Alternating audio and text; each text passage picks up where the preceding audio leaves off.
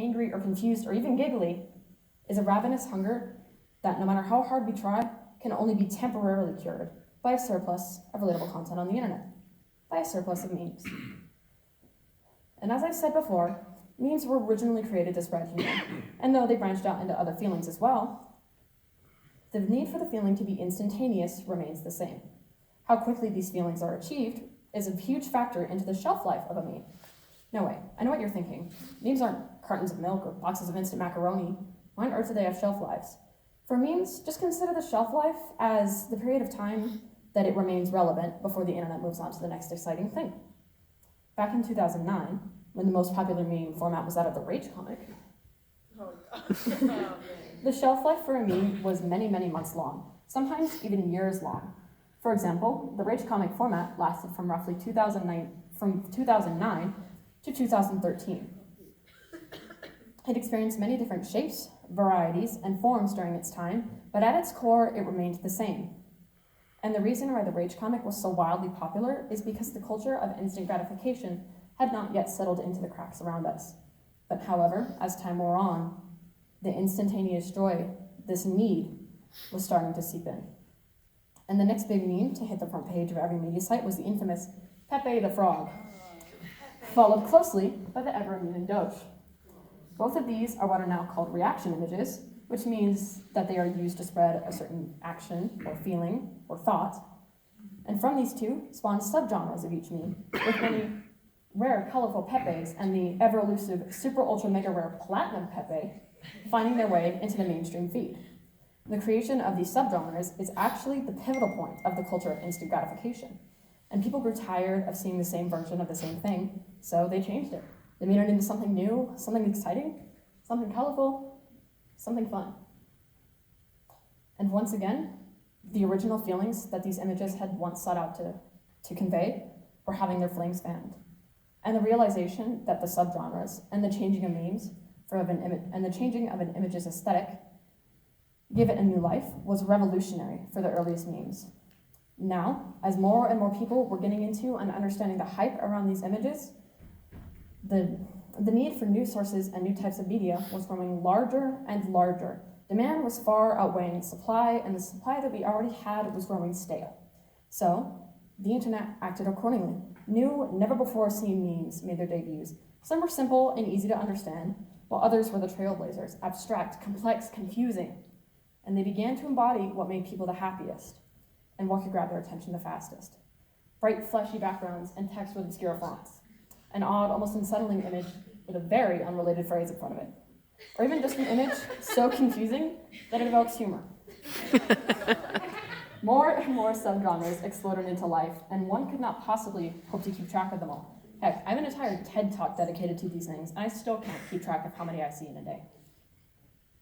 And this is all due to the nature of wanting something new every single time you get online.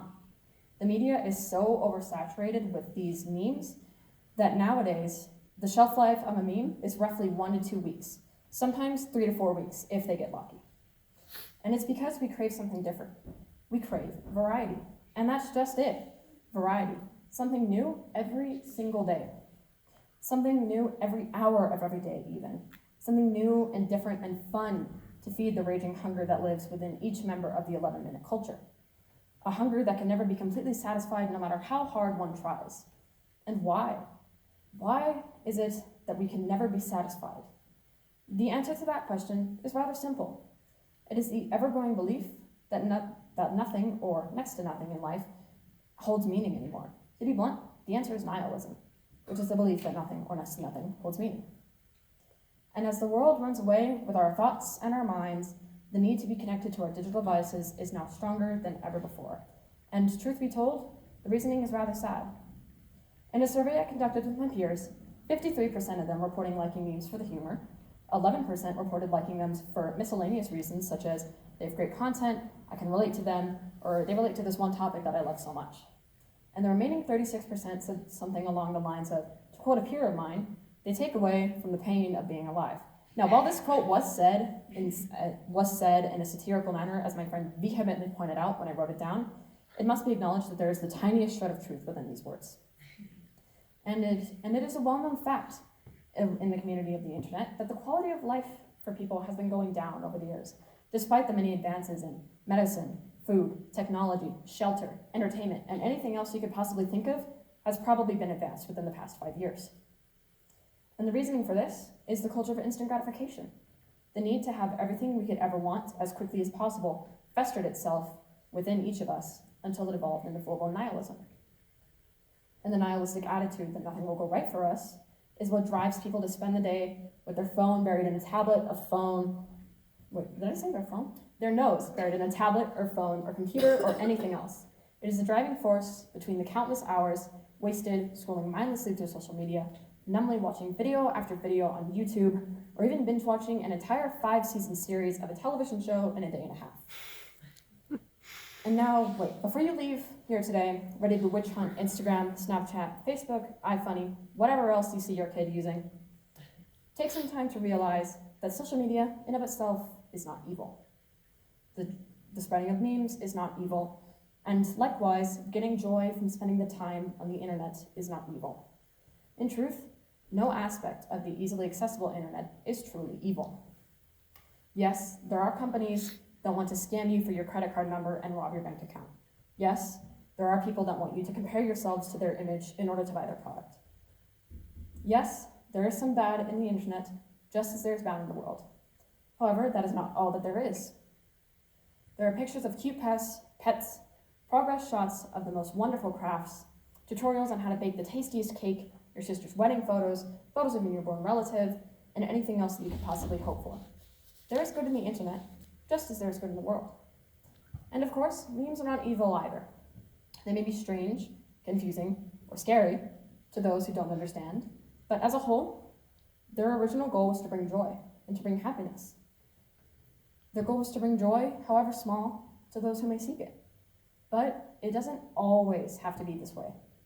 We don't always have to rely on the internet for the majority of our happiness. We are all human beings, and each and every one of us has a pulse and a heartbeat. Your heart responds to an electrical current, but this current does not extend out from your fingertips, desperately trying to grab onto whatever electronic you may hold, in a futile attempt to keep you alive. No, it stays within you and keeps your systems running. And your body is all the electricity that you will ever need. And with it, you are able to exist. You're able to sit there in a chair and listen to me talk for God knows how long. You are able to go home and get ready for bed, to think about the work that you have to do tomorrow, and to eat. You are able to breathe, to live, to exist. You are able to be yourself. And you can do all of this on your own without the crutch of your ties to the social media and cyber world. To put these ties on hold will not cut off your life support. You will still be able to be. And the realization that you have the right to step away for a few moments is a beautiful thing. To take an hour or two to just exist as yourself, as a human being, is an inalienable right. Know your rights. Exercise them. Give them a try. Everything will wait for you while you do. It will stay there and patiently wait while you take some time for yourself. And you can go back to it, and it will welcome you back with open arms, ready to give you a whole new experience. So why not try it? Give unbothered existence a chance. Spend a few hours, even a few minutes, just disconnected. No, this doesn't mean block all of your family members. No, this doesn't mean hang up on your boss. It just means spend a few hours away from the mindless social media that you inevitably spend your time on. And everything will wait for you. And you can go back to it whenever you want. But this time, the experience will be on your terms. And as the meme goes, thank you for coming to my TED Talk.